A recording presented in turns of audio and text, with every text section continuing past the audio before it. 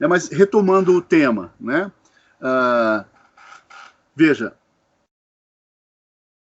uma característica essencial desse movimento do pensamento é que nós, a cada etapa, né, do processo, nós estamos lúcidos do que veio antes, né, nesse caminhar. Quer dizer, nós equacionamos o passado desse exercício, né, reavaliamos os passos dados, né, e estamos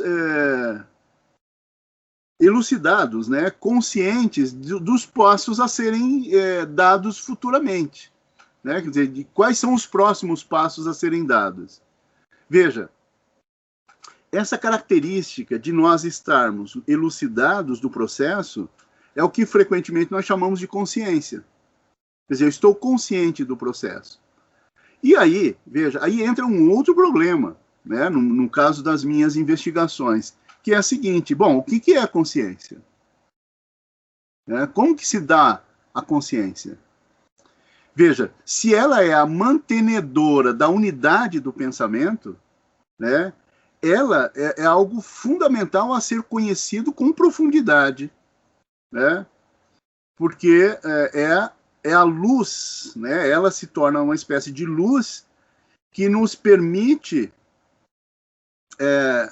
estarmos atentos,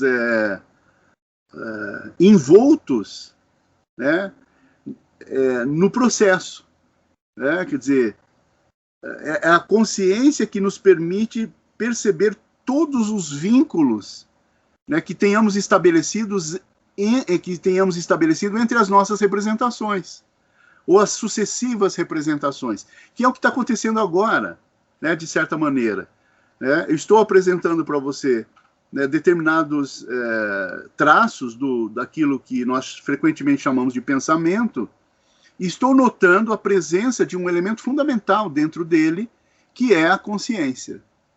Ou seja, não existe pensamento sem consciência. E a questão é estabelecer com nitidez o que é efetivamente a consciência.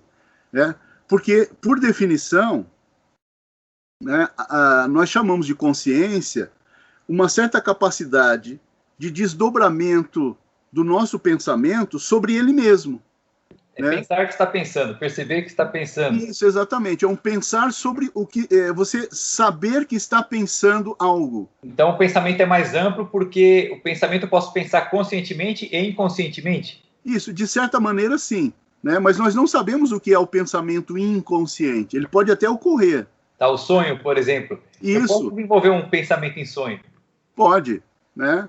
E desenvolvemos, efetivamente. Né? E acordamos e esquecemos aquela coisa brilhante que pode também acontecer, né? Mas veja só, né? A consciência é uma atitude reflexa, né? Reflexa, e até essa palavra é bastante clara, né? Bastante elucidadora. Por quê? Porque o reflexo é a projeção de uma imagem dentro de um espelho. E, no caso, o espelho é a própria consciência, é o próprio pensamento, quer dizer, o próprio pensamento se espelhando, né? Se auto-observando. Gosto de fazer analogia. Dá para falar que o pensamento é o caminhar e eu estou num lugar escuro. Eu caminhando estou pensando. E eu com a lanterna iluminando estou consciente.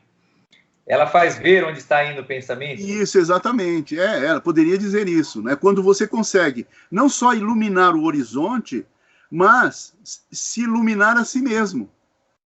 Né? Quer dizer, você projetar luz para o ato que você está exercendo, né, com o pensamento. Veja como isso é absolutamente profundo, né? No sentido de que é uma dimensão absolutamente essencial do processo. Porque nós estamos continuamente, durante o processo, conscientes dele. Ou seja, vendo imediatamente ao processo o que está acontecendo. As sucessões de representações que está nos permitindo dar um fio condutor para o exercício do pensamento. Veja, ele é um movimento, né? O pensamento é uma espécie de movimento consciente, um movimento reflexo, lúcido e consciente de si mesmo, né?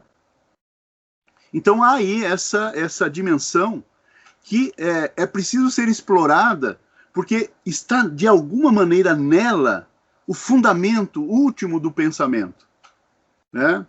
Porque como que eu posso, veja que coisa fantástica, como que eu posso a cada milésimo de segundo, a cada momento do processo, saber que estou no processo, e o conteúdo do processo, né? Quer dizer, como que eu posso fazer esse giro, né, me transformando em objeto, né, para mim mesmo, de mim mesmo, quer dizer, o pensamento se objetificando e auto-observando durante o encaminhamento, né?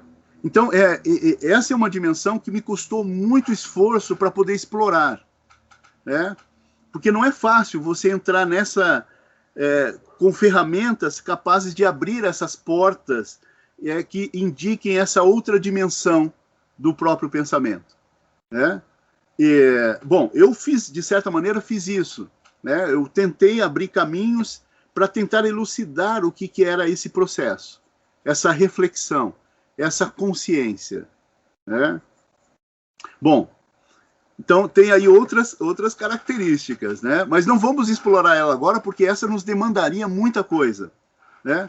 Vamos visualizar outras dimensões, outros dados, né, para que venhamos a formular um arcabouço mais genérico, é claro, do que pode estar acontecendo no processo do pensamento, nos elucidando o que é o pensamento, né, vendo mais ou menos de forma genérica.